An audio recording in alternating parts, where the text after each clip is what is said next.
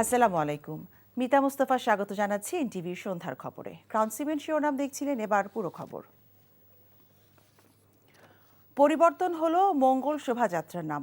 পহেলা বৈশাখের শোভাযাত্রার নাম এখন বর্ষবরণ আনন্দ শোভাযাত্রা হবে বলে জানিয়েছেন চারুকলা অনুষদের ডিন ডক্টর মোহাম্মদ আজহারুল ইসলাম। সকালে চারুকলায় পহেলা বৈশাখের প্রস্তুতি নিয়ে আয়োজিত সংবাদ সম্মেলনে নাম পরিবর্তনের কথা জানান তিনি। ২৮টি জাতিগোষ্ঠীর অংশগ্রহণের মাধ্যমে এবারের শোভাযাত্রাটি সবার এবং আরও আনন্দময় হয়ে উঠবে বলে মনে করছেন আয়োজকরা। সাদরিনা খন্দকারের রিপোর্ট। ১৯৮৯ সালে ঢাকা বিশ্ববিদ্যালয়ের চারুকলা অনুষদ প্রথমবারের মতো আয়োজন করে বৈশাখ উপলক্ষে ভিন্ন আয়োজনের এক শোভাযাত্রা। শুরুতে নাম ছিল আনন্দ শোভাযাত্রা। ৯০-এর স্বৈরাচার বিরোধী আন্দোলনের পটভূমি অমঙ্গলকে দূর করে মঙ্গলের আহ্বান জানিয়ে শোভাযাত্রার নামকরণ করা হয় মঙ্গল শোভাযাত্রা। সময়ের সাথে সাথে এই আয়োজনের রূপ, রং, বৈচিত্র্যের সম্ভার বেড়েছে, হয়ে উঠেছে দেশের মানুষের অন্যতম প্রাণের উৎসব। জুলাই অভ্যুত্থানের পর প্রথমবারের মতো হতে যাওয়া পহেলা বৈশাখের এই শোভাযাত্রার নাম বদলের ইঙ্গিত দিয়েছিলেন সংস্কৃতি উপদেষ্টা সহ আয়োজক কর্তৃপক্ষ। আর পহেলা বৈশাখের ৩ দিন আগে নাম পরিবর্তনের ঘোষণা দেয়া হলো।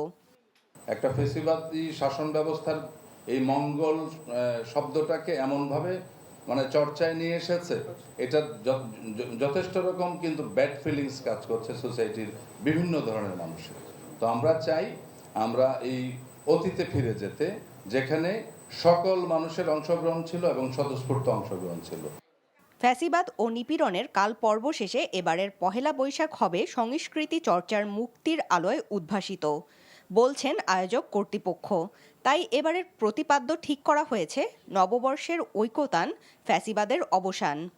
একটি নিবর্তনমূলক স্বৈরাচারী ব্যবস্থার অবসান, রাজনৈতিক এবং সামাজিক একটি নিবর্তনমূলক ব্যবস্থার বিরুদ্ধে মানুষের যে স্বতঃস্ফূর্ত প্রতিবাদ, সেটিকে তুলে ধরা। পহেলা বৈশাখের দিন সকাল ৮টা থেকে দুপুর ১২টা পর্যন্ত মেট্রো রেলের শাহবাগ ও ঢাকা বিশ্ববিদ্যালয় স্টেশন বন্ধ থাকবে বলে জানানো হয় সংবাদ সম্মেলনে। আর ইউনেস্কো ২০১৬ সালের ৩০ নভেম্বর মঙ্গল শোভাযাত্রাকে বিশ্বের সাংস্কৃতিক ঐতিহ্যের তালিকাভুক্ত করে। নাম পরিবর্তন করায় কোনো সমস্যা হবে না বলেও জানানো হয় সংবাদ সম্মেলনে। আর চারুকলার শোভাযাত্রার বেশিরভাগ প্রস্তুতিই শেষ, চলছে শেষ মুহূর্তের কর্মযজ্ঞ। এবারের বর্ষবরণ আনন্দ শোভাযাত্রায় ফ্যাসিস্টের মুখাকৃতি, বাঘ, ইলিশ মাছ, পালকি সহ ছোট বড় মিলিয়ে থাকছে ২১টি মোটিফ। জুলাই অভ্যুত্থানকে প্রাধান্য দিয়ে থাকছে মুগ্ধের পানির বোতলের প্রতীকও। সাদরিনা খন্দকার, এনটিভি নিউজ, ঢাকা। বাংলাদেশ পুলিশের বর্তমান লোগো পরিবর্তন করে নতুন লোগো চূড়ান্ত করা হয়েছে। এতে থাকছে জাতীয় ফুল শাপলা, ধান ও গমের শীষ এবং পাটপাতা। পাটপাতার ওপর উজ্জ্বলভাবে পুলিশ লেখা রয়েছে। পুলিশ সদর দপ্তর থেকে অতিরিক্ত ডিআইজি নাসিমা বেগম স্বাক্ষরিত এক চিঠিতে এই তথ্য জানানো হয়েছে। বর্তমানে থাকা লোগোটি ২০০৯ সালে পরিবর্তন করা হয়েছিল, যেখানে নৌকার দুই পাশে গম এবং ধানের শীষ রয়েছে, আর নৌকার পালের ওপর শাপলা ও নিচে বাংলায় পুলিশ লেখা রয়েছে। জুলাই গণ অভ্যুত্থানের পর পুলিশের পোশাক ও লোগো পরিবর্তনের দাবি ওঠে। পরে এই বিষয়ে গঠিত কমিশনও একই সুপারিশ করে। তারপরেই নৌকা প্রতিকৃতি বাদ দিয়ে নতুন লোগো প্রকাশ করা হলো।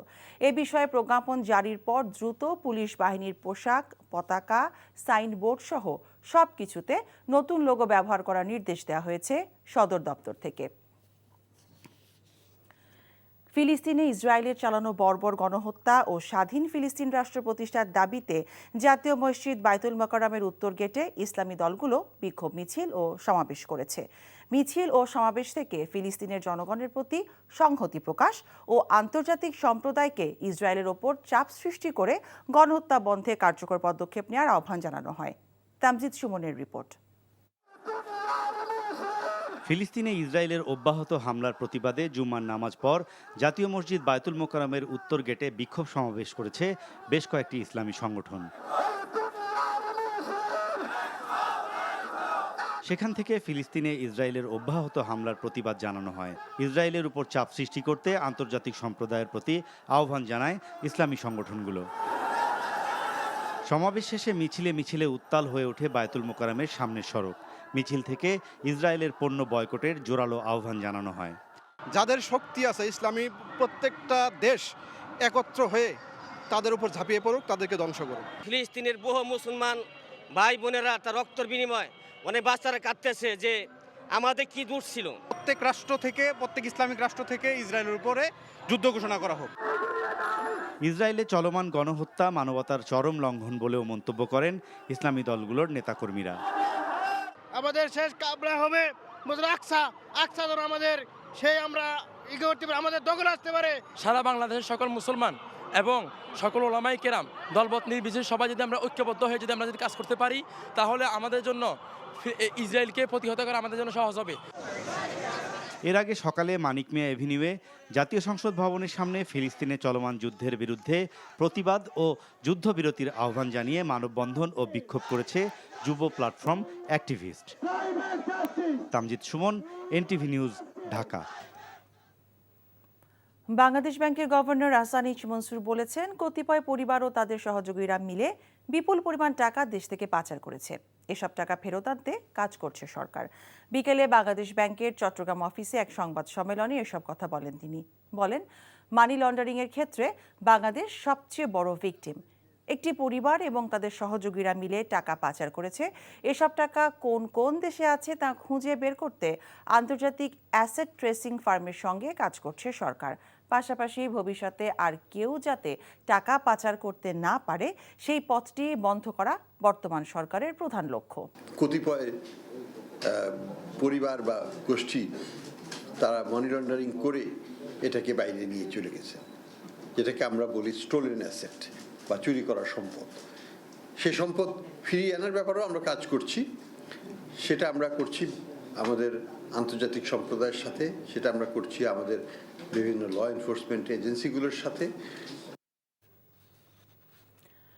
আর্টেমিস চুক্তিতে স্বাক্ষর করায় বাংলাদেশকে স্বাগত জানিয়েছে যুক্তরাষ্ট্র। দেশটির পররাষ্ট্র মন্ত্রণালয় এক বিবৃতিতে এই তথ্য জানায়। এছাড়া যুক্তরাষ্ট্র বাংলাদেশের সঙ্গে অর্থনৈতিক উন্নয়ন এবং ইন্দো প্যাসিফিক অঞ্চলের নিরাপত্তা বিষয়ক কাজ অব্যাহত রাখতে চায় বলেও বিবৃতিতে উল্লেখ করা হয়েছে। গত 8 এপ্রিল বিশ্বের 54তম দেশ হিসেবে মার্কিন মহাকাশ গবেষণা সংস্থা নাসার আর্টেমিস চুক্তিতে স্বাক্ষর করে বাংলাদেশ। মার্কিন পররাষ্ট্র মন্ত্রণালয় বলছে, যুক্তরাষ্ট্র এবং বাংলাদেশ 50 বছরেরও বেশি সময় ধরে একটি টেকসই সম্পর্ক উপভোগ করছে। অর্থনৈতিক উন্নয়ন এবং ইন্দো প্যাসিফিক অঞ্চলে আঞ্চলিক নিরাপত্তায় বাংলাদেশের সাথে সম্পর্ক অব্যাহত রাখতে আগ্রহী যুক্তরাষ্ট্র।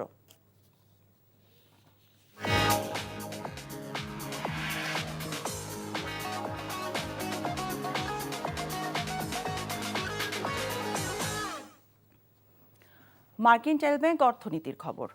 সপ্তাহের ব্যবধানে রাজধানীর বাজারে কমেছে ডিম ও মুরগির দাম। শুক্রবার প্রতি কেজি ব্রয়লার 190 টাকা এবং সোনালী মুরগি 280 টাকায় বিক্রি হয়েছে।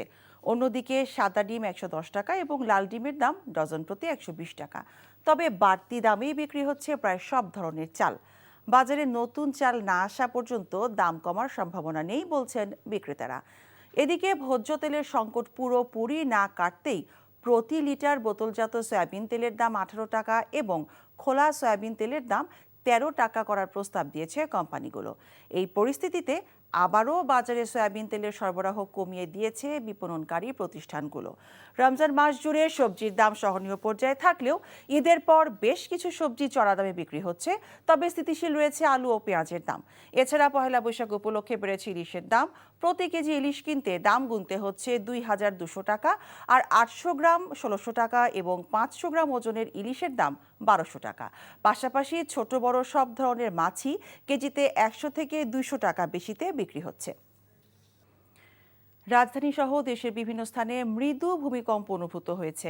শুক্রবার বিকেলে অনুভূত এই ভূমিকম্পের রিক্টার স্কেলে মাত্রা ছিল 4। ভূমিকম্প পর্যবেক্ষণ এবং গবেষণা কেন্দ্র ভারপ্রাপ্ত কর্মকর্তা মোহাম্মদ রুবায়েত কবির জানান, এই ভূমিকম্পের উৎসস্থল ছিল ব্রাহ্মণবাড়িয়া এবং হবিগঞ্জের কাছে বাংলাদেশ ও ভারত সীমান্ত এলাকা। এটি স্বল্প মাত্রা থেকে মাঝারি মাত্রার ভূমিকম্প হিসেবে গণ্য হয়। তিনি আরও জানান, এর উৎপত্তিস্থল ঢাকা থেকে 105 কিলোমিটার দূরে ব্রাহ্মণবাড়িয়া জেলার আশেপাশে ছিল।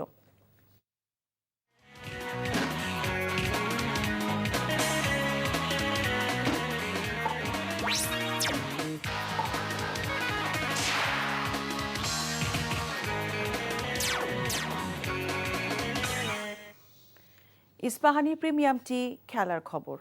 ইংল্যান্ড প্রবাসী হামজা চৌধুরীর পর এবার বাংলাদেশের জার্সিতে খেলতে রাজি কানাডা প্রবাসী শামিত সোম। জুনে এএফসি কাপের বাছাই পর্বে সিঙ্গাপুরের বিপক্ষে শামিতকে খেলানোর চেষ্টা চলছে বলে জানিয়েছেন বাফুফের সহসভাপতি ফাহাদ করিম। ইংলিশ লিগ খেলা হামজার পর জাতীয় দলের জন্য শামিতের সঙ্গে যোগাযোগ করে বাফুফে। ২৭ বছর বয়সী এই মিডফিল্ডারের বাবা মা দুজনই বাংলাদেশি। বর্তমানে খেলছেন কানাডিয়ান প্রিমিয়ার লিগের ক্লাব ক্যালাভারি এফসিতে। কানাডার হয়ে 2টি আন্তর্জাতিক ম্যাচও খেলেছেন এই মিডফিল্ডার। পাসপোর্ট হাতে পেয়ে শামিতকে অনাপত্তিপত্র নিতে হবে কানাডিয়ান সকার অ্যাসোসিয়েশন থেকে। এরপর ফিফা প্লেয়ার স্ট্যাটাস কমিটির অনুমতি নিতে হবে তাকে।